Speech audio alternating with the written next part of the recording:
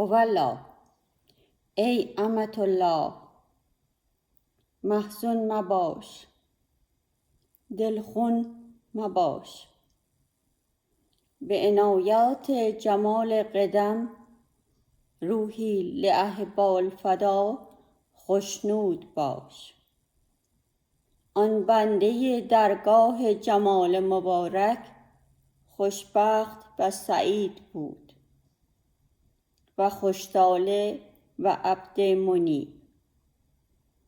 در ظل عنایت مدت حیات آرمیده و از جام محبت نوشیده و به مقصود عالم رسیده. عاقبت با کمال تضرع و ابتهال به افق اعلی صعود نمود. دیگر چه محبتی اعظم از این است؟ اگر کسی به این چنین حالتی از این عالم برود، حی است، نه مرده. جان یافته، نه جان باخته. روشن شده، نه خاموش.